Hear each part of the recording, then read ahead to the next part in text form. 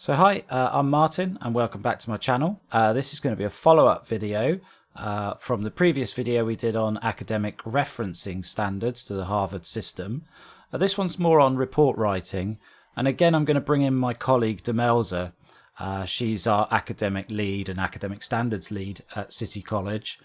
Yeah, hopefully you'll get some more understanding of the sort of academic way of writing reports and assignments. So I'll hand on over to Demelza. So don't forget to hit that like button, and also if you've got any comments of any other tutorials you want to see, then please put them in the comments below. Also, if there's any links, they'll be in the description as well. Hope you enjoy this one. It's a really good one for students to get to grips with report writing. So I'll hand on over to Demelza and I'll see you at the end.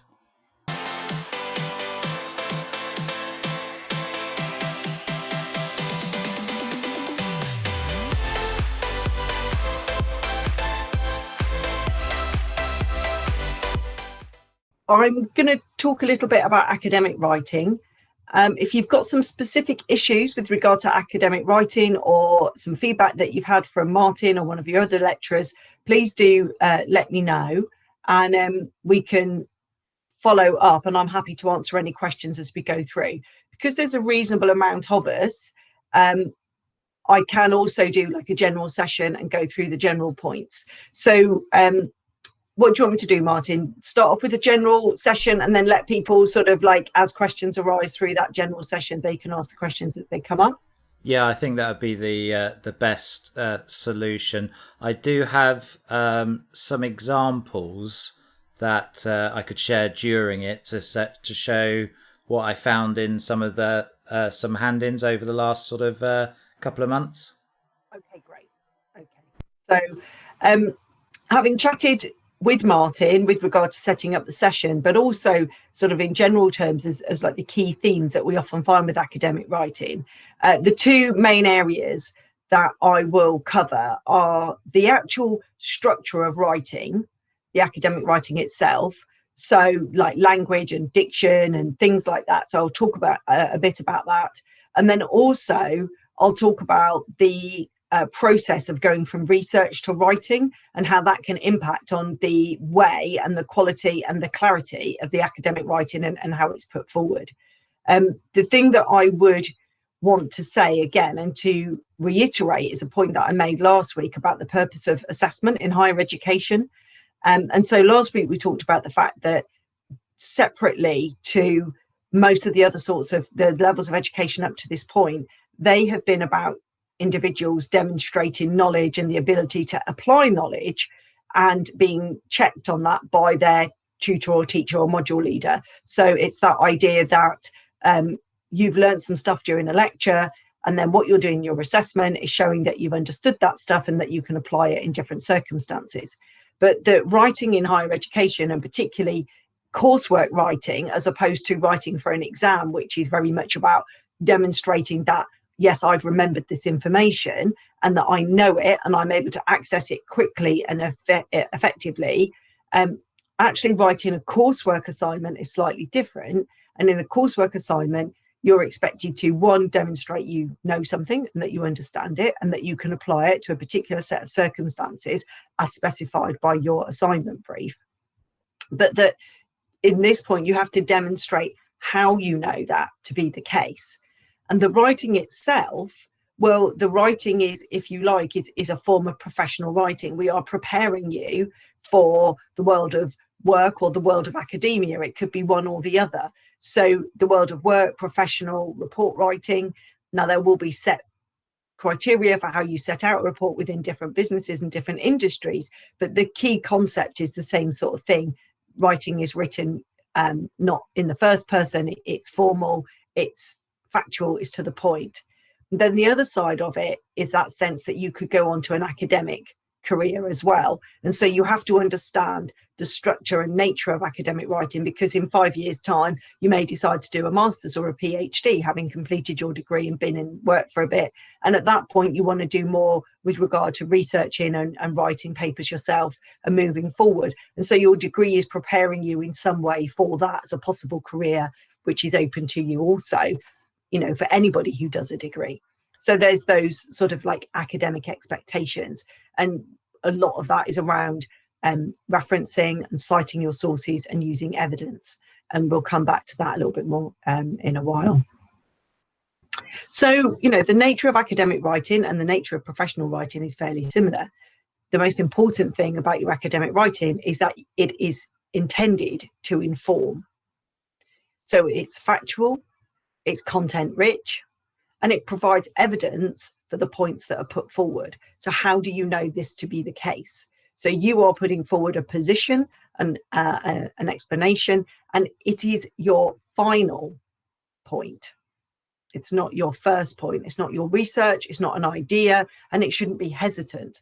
The idea is it's what we call a summative assessment. It's your final point after having done all your research and all your thinking and all of your learning on this topic. Now you're going to present the final quality of understanding. And so it's the best piece that you could put forward. And that is done again to mirror the workplace. It mirrors, you know, putting in a job application. You don't put in a job application that is, well, I think it's sort of okay, but they'll tell me how I need to improve it. If not, no, you know, a job application has got to be the best it possibly can be on the day it goes in, on the day it was due. Likewise at work, if you're asked to write a report and it's being presented to the board or whatever, you don't write your rough draft to go to the board. It's about that final, absolutely perfect version. And that's exactly what we're asking for when you come to submit a piece of work. So there's no resubmissions, you can't correct a piece of work or do it again. But obviously there's opportunities for feedback and formative assessment all the way leading up to that. So it's that process and making sure that you're preparing for that final piece. As I said, it's formally written. It's usually in the third person. So you're writing for a professional audience. And that professional audience, you should imagine, has a good level of understanding, academic sort of like knowledge, or is well educated, is educated to degree level. So this is where sometimes there's a bit of tricksiness around, is it common knowledge? Do I have to reference this? Is this accepted knowledge? Or is this something very specific? And so you're looking to say that this is somebody who is a professional audience, who has an understanding, but that you need to provide the detail in technical, specific, scientifically based stuff. You know, if you're talking about who is the Prime Minister, you would expect anybody with a good level of education to be aware of who the Prime Minister is. So you wouldn't need to cite that as a piece of information.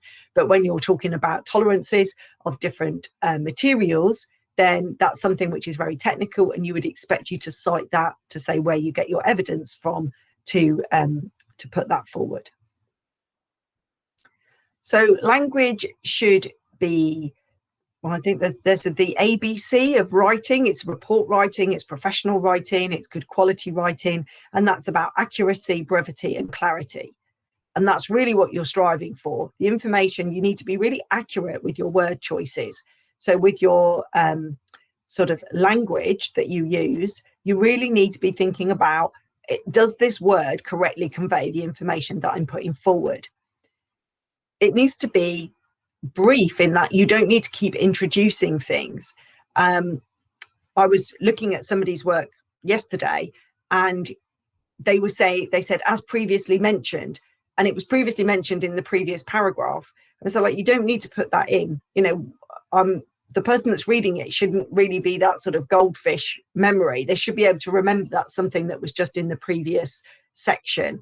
If, however, it was in a different chapter, or you're looking at a large report, rather than saying as previously mentioned, so as mentioned on page 5, be specific. So that rather than saying, well, I previously mentioned it, but I'm not going to tell you where it is or how you get to it, you would actually specify where that information is. So language like that, where you go into that, I previously mentioned, that sort of stuff, the researcher, is that necessary? Just get straight into the point. So you can start off a a section on a particular topic with the topic and then go straight into it. You don't need this sort of like wordy preamble that goes ahead of it. You just need to get to the point. And the point should be very content rich. So every thing that you say should in somehow convey some information with regard to the topic area and the assessment and the relationship to the assessment. And you can do that by looking back at your piece and thinking, well, what relevance is this sentence? How does it help to develop understanding, convey my point, provide evidence? What is this sentence actually doing in the writing process? The clarity that you put forward should be that, again, thinking about that writing for that professional audience and thinking about your clarity and the technical vocabulary that you're using. You should use the appropriate technical vocabulary appropriately, not inappropriately. So careful of word choices, but you should be using the technical language because that demonstrates understanding, that you have grasped the topic area and you have grasped the technical language that goes with that topic area. So that should be the language which is academic, if you like, in your area, not the way that you necessarily pull it together, but we'll come on to that a little bit more in a minute. And jargon's an interesting one, and I'll be interested to hear what Martin says on this. But the reality of what some people call jargon, we would actually call technical shorthand. So it's not jargon to those of us that understand it. So I work in HE and we have so many abbreviations, HE for higher education, all of this sort of stuff. But to me, it's not jargon because I know what it means. If I use that language with somebody who's not in my industry, then it would be jargon because I would be writing incorrectly for the audience which I'm writing for. But if the audience is a professional audience who understands this area and would understand this area, then some jargon would be acceptable because it would be appropriate to the topic that we're doing. So what do you think about that, Martin? So I prefer that if jargon is to be used, in the first position of it being used, a bracketed explanation of that jargon, then from there on in I'm quite happy for it to be used, especially around abbreviations and acronyms, to have then in in brackets either the full word or the full description of what that is, but then just to be used ad lib at the after there. That's about all I have that's all the sort of point that I've got on it. And also you can't create your own. These have to be accepted acronyms and expectations around it. I once read a piece where somebody kept on putting GP. Now, I thought, for me, GP means general practitioner. It means the doctor. And I was reading this piece and I thought, what on earth has a GP got to do with this? And actually, they were using it as a shorthand for the general public because they didn't want to keep writing general public in their piece. And that's not okay. GP does not represent the general public. It represents a doctor, a general practitioner. So there is an accepted. So it's not, you can't go around making up your own jargon in order not to have to write words in full. It's about using accepted industry jargon or social, nationally accepted language within the piece that you're putting forward. Yeah, we have some acronyms in naval architecture that actually are used again in modern life as different things, and in composites as well. We actually have WSA, wetted surface area, WPA, water plane area, and the best one is WTF, which actually in composites is a wet film thickness gauge, and therefore can, yes, it's cause a smile. Yeah, cause a smile. Yeah, but they are accepted within the, they're not just like made up as you're going along, or I fancy doing that in shorthand. So no, that's absolutely fine. That, they're accepted within, I would totally agree. That's accepted within your industry, and they are industry standard accepted, ways of putting forward. So that's absolutely fine. And as I would anticipate, the thing that I'm going to show you now, and I've sent the link to Martin so that he can put it up on your Google Classroom. So this is a chapter of a book. Now, it's actually about writing a final year dissertation, and it's for medical or nursing students. And well, you think, well, what's that got to do with us? Well, in actual fact, you know, medicine and nursing, like engineering and naval architecture, is very technical. They use a lot of technical language and specific language within it. So there's actually quite a lot that carries over between the two areas.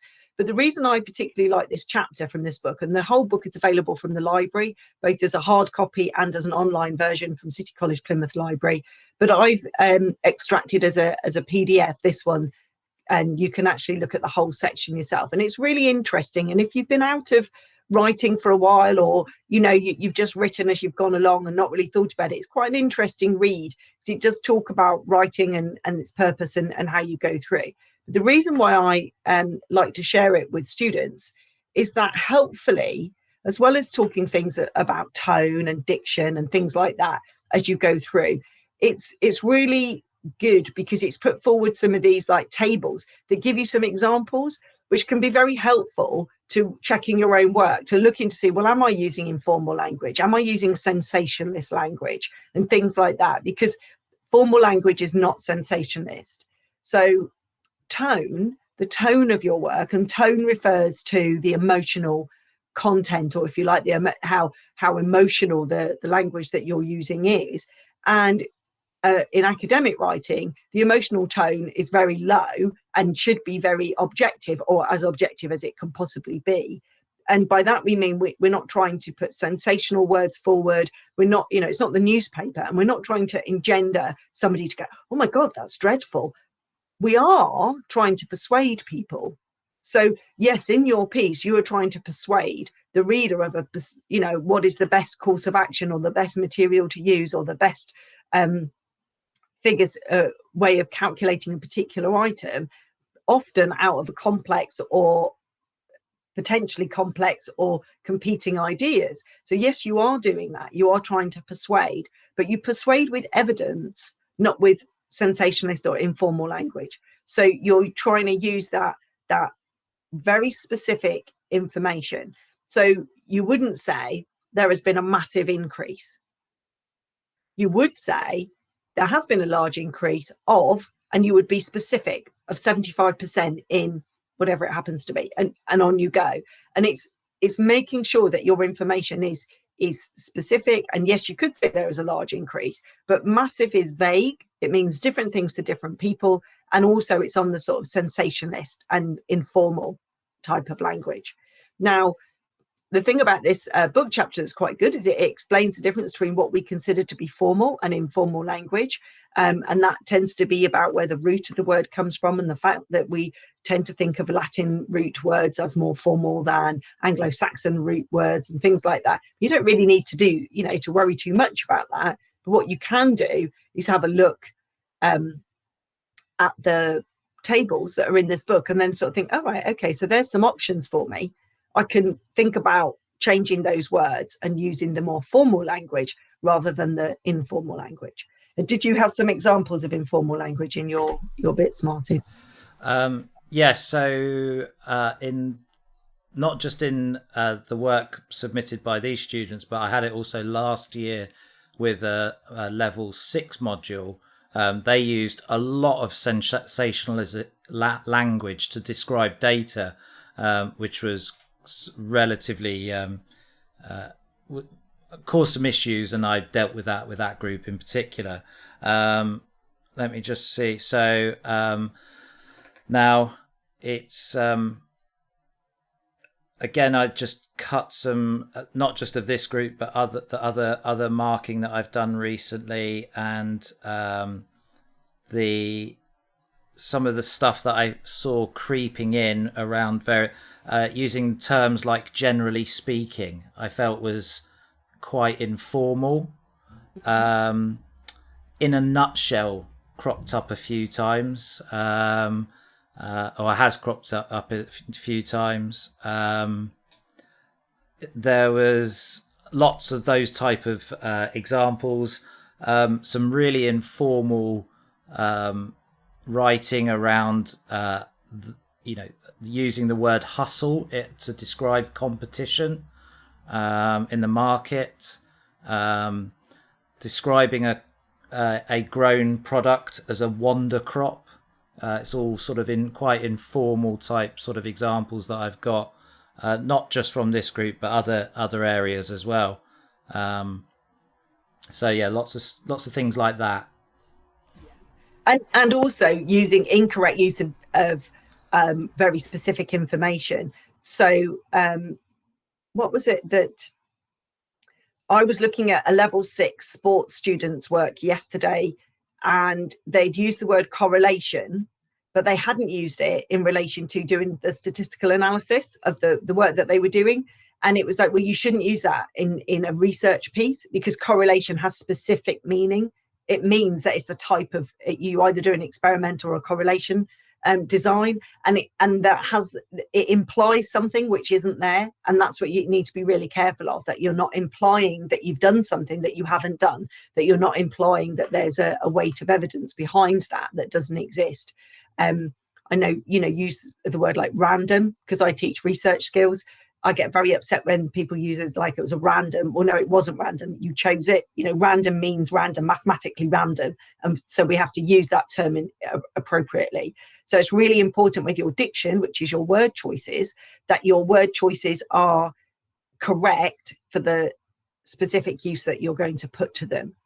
Now, I would always suggest, and Martin might disagree with me here, but as first years, I wouldn't try and make the words sound too clever, if you know what I mean. Like I would, you need to write formally. You don't want to write like you speak, but use your technical language. That's the stuff that needs to be really academic. Use it correctly, and don't try and use words if you're not sure of their meaning, because where they're used in a place, I mean, in the English language, the words we use are very specific. There's a reason we've got like 10 different words for rain, and they don't all mean rain. If you say rain and you say drizzle, you mean two slightly different things.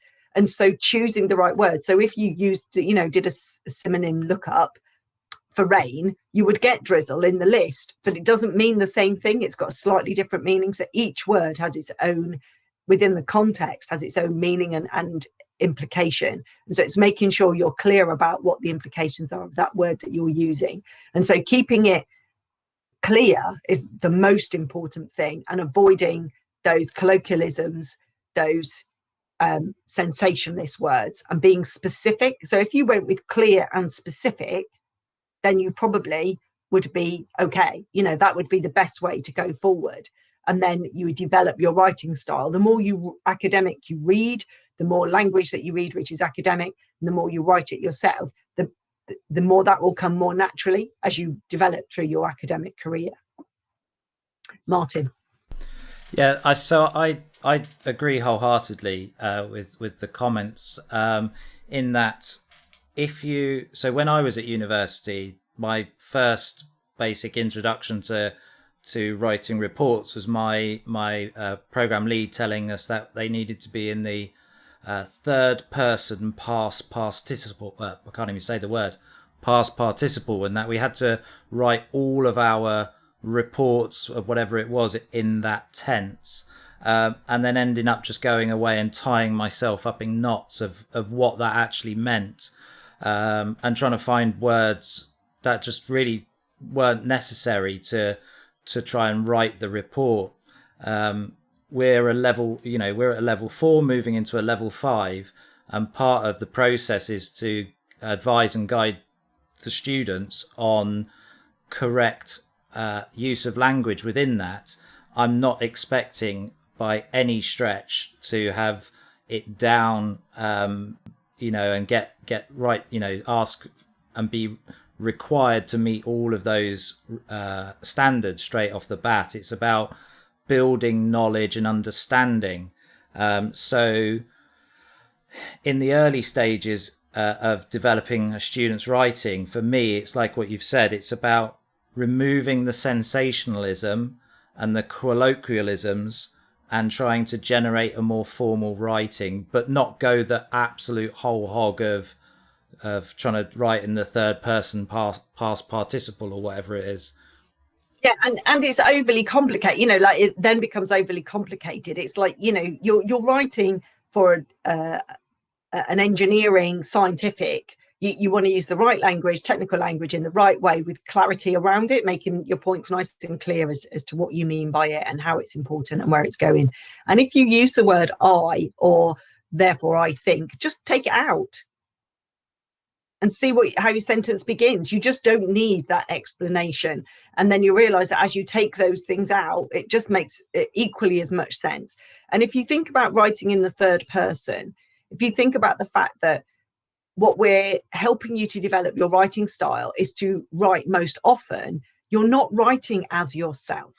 You're writing as a representative of the organization that you work for. And what you're writing will hold true whether it's you or your colleague or the person, you know, if you move on to another role, the person who replaces you. So the point is that you're writing not as obviously it's you as an individual, but you're not writing as an individual, you're writing as a representative of the role that you do and an expert of that role. So unless you become an absolute expert, you know, like a professor, and you've done the research and you've got the information, and so it really is your information, you know, the information that you're putting forward. And I said this when we talked about last week, the whole piece is your opinion, because that's what you're doing. You're presenting to your assessor, this is my understanding in its entirety, not little bits of it.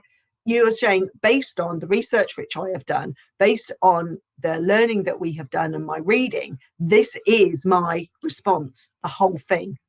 So you don't need to keep saying, I think this and I think that. The person who's marking it knows it's yours because that's what they're marking.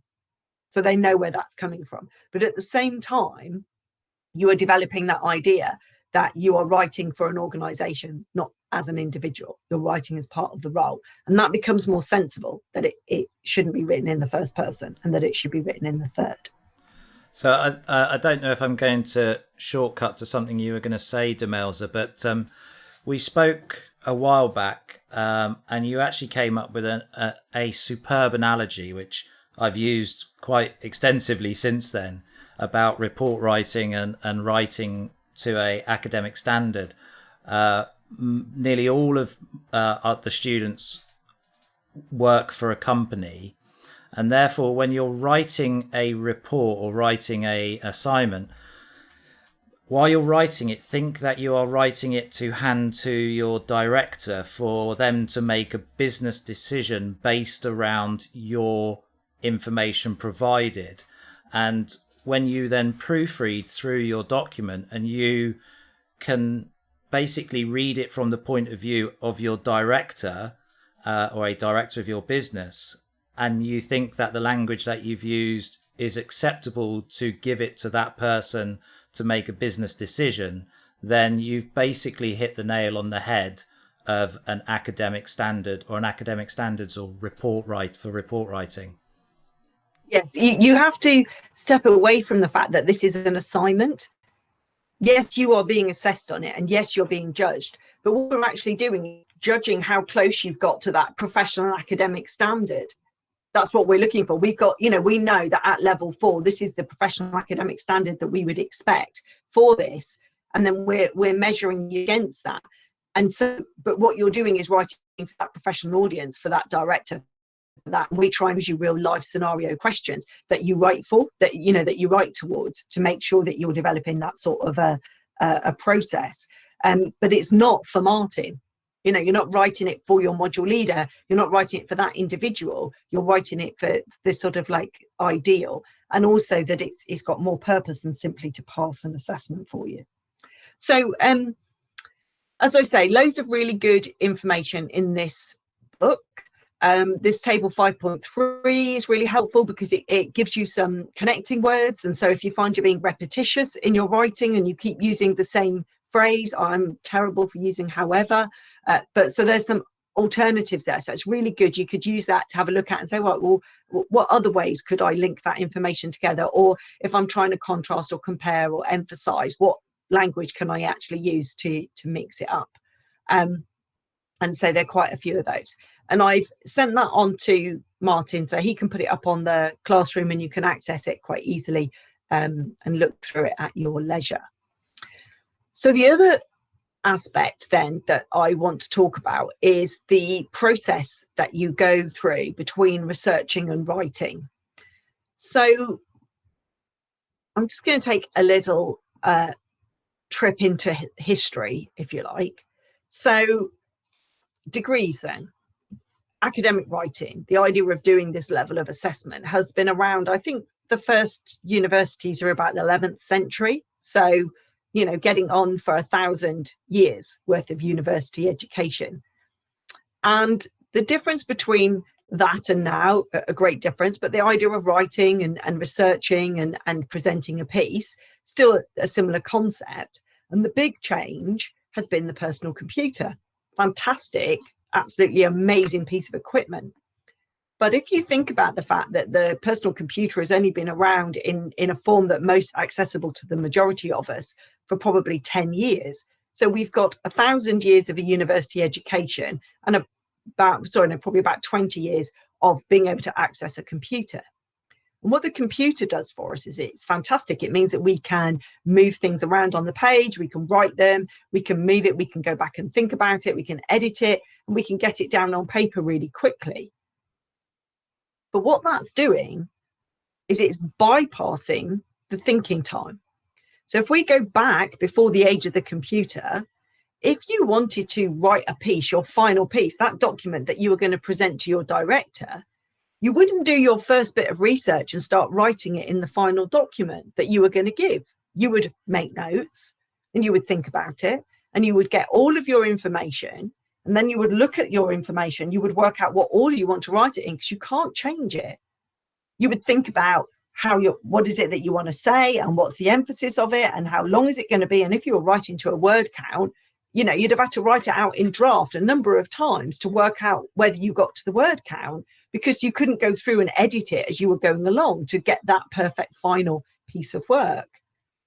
And of course, that has taken away some of that process that clarifies in your mind the information, because reading the information, writing notes, rewriting, thinking about it, reorganizing it, thinking how it links with the other bits of information that you actually want to put in is a big part of the learning process. It's, you know, most of you would say that you learn by doing, and writing and doing that is a doing activity. It's not a thinking necessarily activity. It's physically you're writing and you're doing things with that information.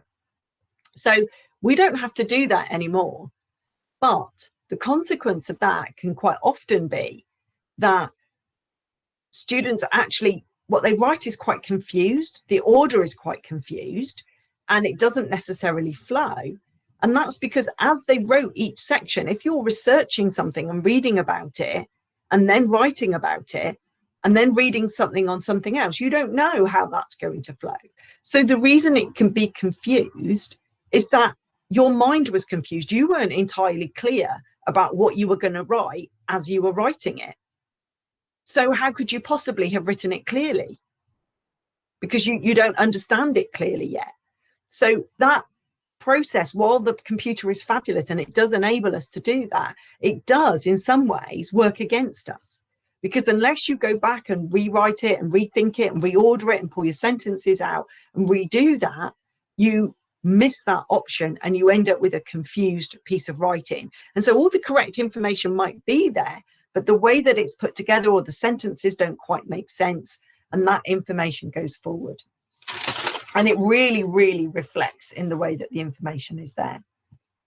So one of the other things that I recommend, if that's a problem for you, is to look at something like the critical thinking. Now, I've got this as a writing frame, and you can use it for any point. And you can use it in a number of ways, these sort of writing frames. They're really good if you've got to revise something for an exam, because it poses the questions for you that you go through. They're really good when you've just had a lecture on something and you're not quite sure whether you understood it all, on which bits you understood and which bits you didn't. So you can work through the writing frame to actually put in your points as to what you know. They're really good in preparing yourself to work out what you need to research for a particular area. Again, identifying what you know and just need to get a source for, or what you don't know and need to research and spend time actually reading for better understanding, so that you can better explain the point as you go forward. And it uses the critical thinking model, which is going from description to analysis to evaluation. And the questions are really quite simple. You know, descriptions are what, where, who, when. Analysis is how and why and what if. And evaluation is so what and what next.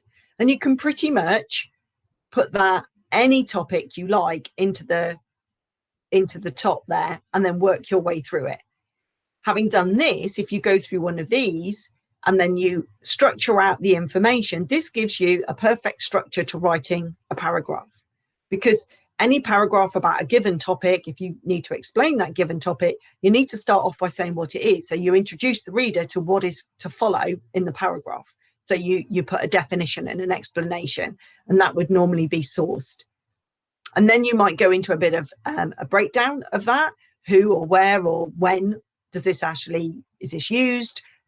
Is it effective? You know, is it under consideration? And then you go on to the hows, and that comes in more detail. And again, you can really put in your clarity to where that's going. And that's where you might be putting in examples, application, writing scenarios. So scenarios are really useful if you can't get a referenced example of something. So a reference example tells you when somebody has done something, whereas a scenario is a way of posing, like, well, this might be used under these circumstances in this way. And that way you're demonstrating your understanding, your application of a hypothetical situation. And because it's hypothetical, you don't necessarily, you don't need a quote to go with it or a source to go with it. And then that can be a really helpful device for demonstrating knowledge and understanding. And then the evaluation, well, you may or may not include that because it may be relevant or not to what you're writing. But an evaluation will very often give you the linking sentence that you need to move us on to the next topic area. So for instance, if you were doing materials and you'd just been discussing steel or something along those lines, and then you wanted to say, however, an evaluation, however, there are some circumstances, particularly X and Y, where steel is not the most useful and plastics can be more beneficial. And then that gives you a perfect link into a section on plastics. So that moves the point across. So how do you transition from one paragraph to the next? So if you complete something like a critical writing frame, this then structures your work.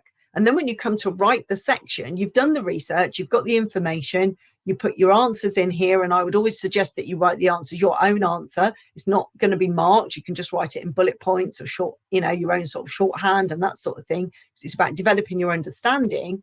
And then in the sources section, you identify where you got the information from. And then you can write quite quickly. So then when you come to write it up, then you're writing it. You can now think about the language that you're using because you're not having to think about the content that you're putting in. The content is quite clearly laid out in front of you, but then the way that you say that not informal, you don't slip into it because you're actually thinking about what you're going to say rather than how you're saying it as you're writing it. And I think that's where the colloquialisms and things like that slip in, because you're so focused on what am I talking about that you're not really thinking about how am I putting it forward? What am I actually saying? And because you're using the final document, it can be quite hard to come back and go, all right, well, I need to go back and reread this. And we tend to read what we think we've put rather than what we have actually put. So this is a good resource. I've sent them through as both a PDF and a Word document if you want to use them and have a go with something like that. And it might well be that if it's something you're quite familiar with, you don't need to, but something that is a little bit newer to you, you might find it useful to use for one of those. And there's also a sort of a straightforward critical thinking model,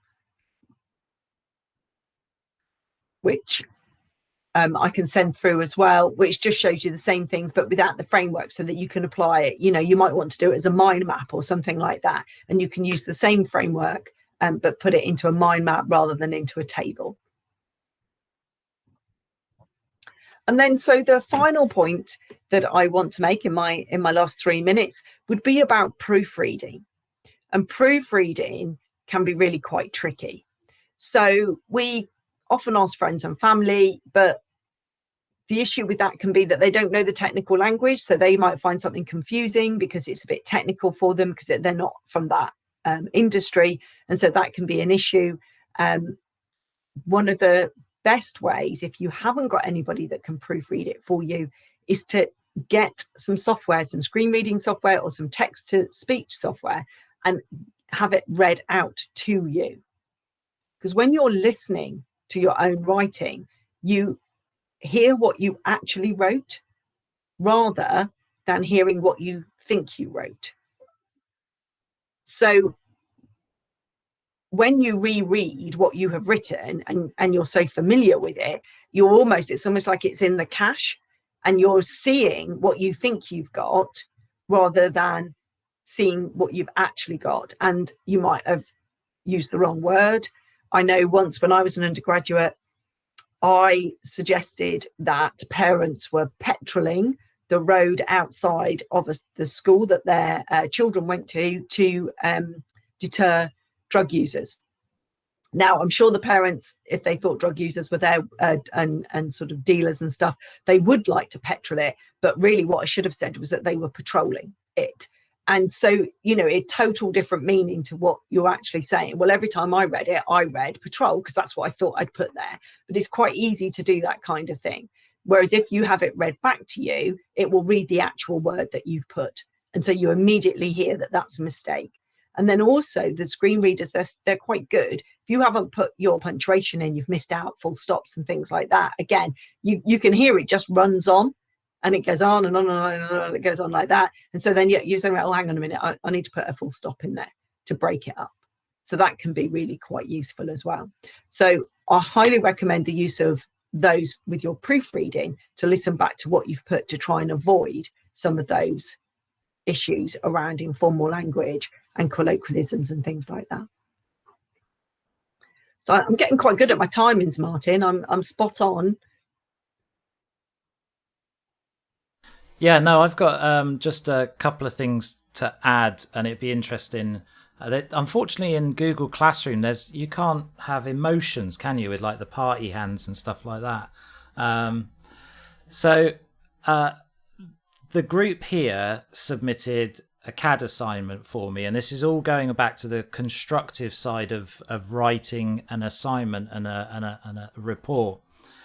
I doubt there's anybody in this group that when they went through their CAD assignment with me and started putting their CAD portfolio together, didn't delete what they did or delete some of what they did and started again.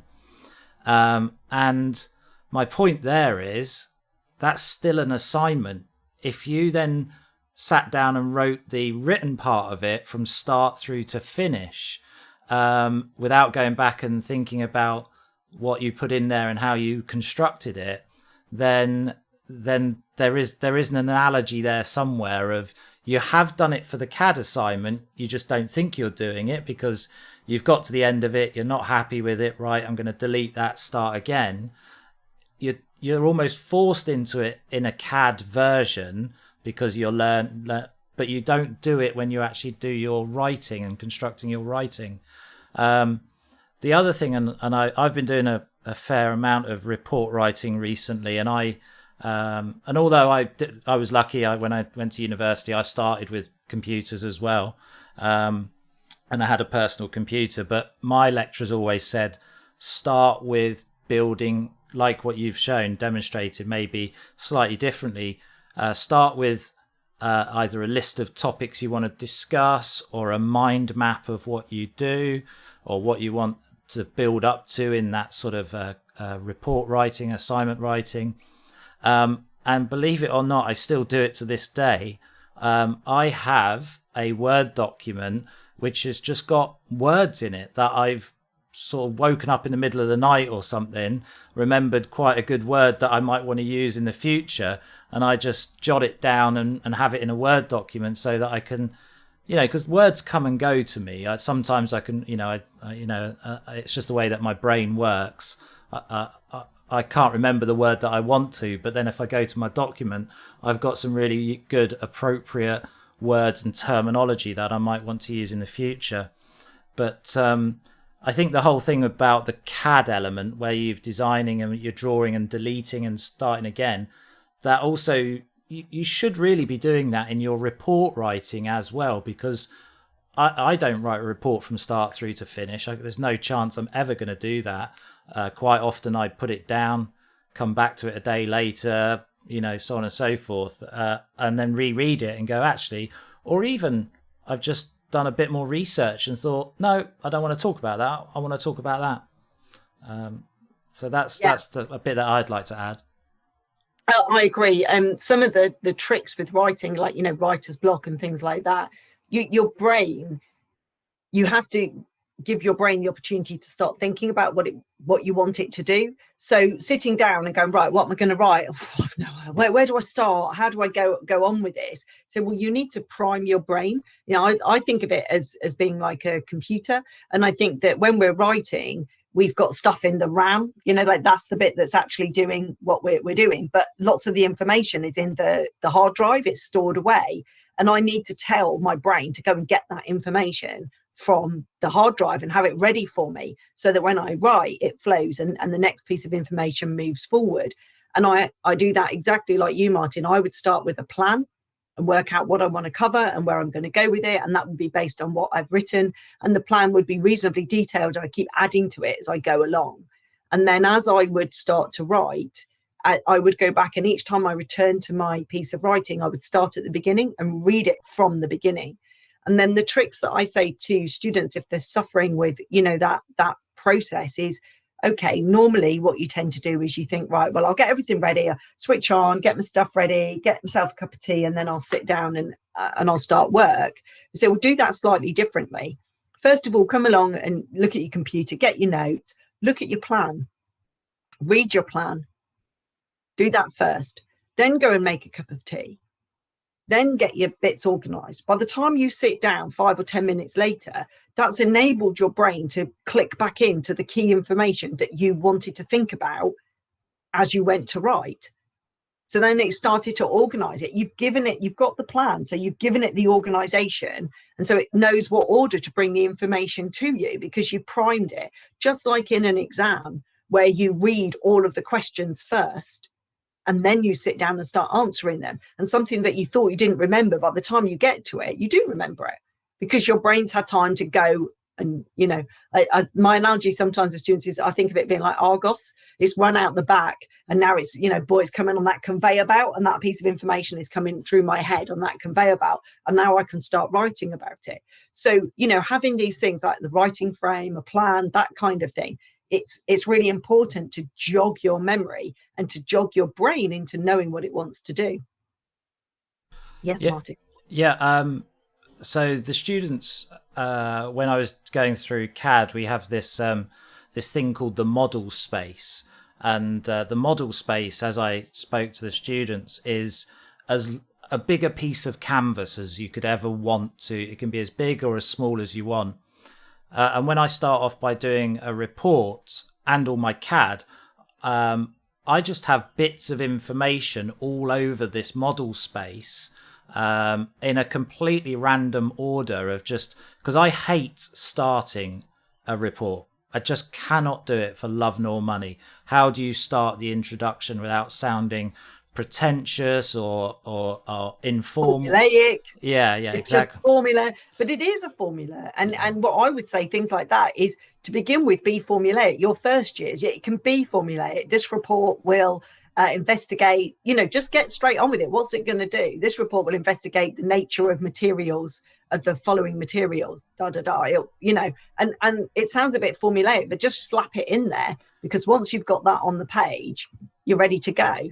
Yeah. See, I start in a bit different. So I start just putting random paragraphs on a Word document separated by several lines of just like, this is the bit of information that I've researched and I'm happy with that, and this is the bit, and then I will cut and paste that into a document of a formal style, which then almost writes itself. It's very similar to how they write songs, I believe. They just come up with lines of a song, and songwriters have a book of just random lines of songs that rhyme, that then they just cut into a song at a later date.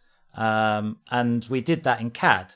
I said some students may want to be formulaic in their layout, in their model space. I'm not like that. I just have random bits of engineering drawings all over it, and then use the paper space, the layout space, to bring those together to make workshop drawings, workshop type paper formats.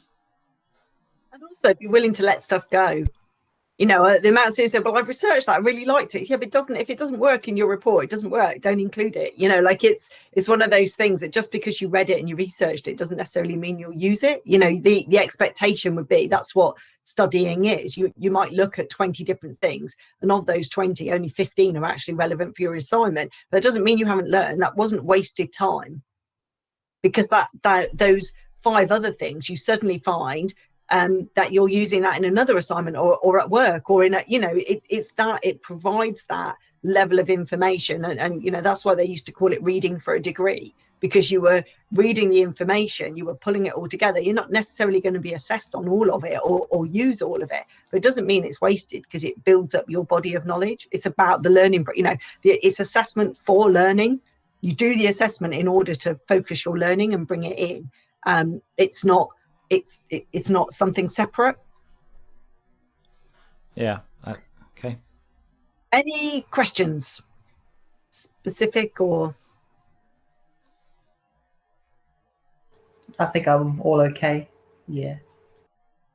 Okie dokie. Well, any further questions or anything like that, feel free to drop me an email or through Martin if there's something else that you want me to have a look at. I'd be more than happy to go through anything that we've talked about today in more detail, or if anybody wants to have a go at the critical thinking and they'd like some support doing that, I've got some more support sessions going through. You book in or email me and we can go through one in a one-to-one to see how to apply that to something that you're doing as well.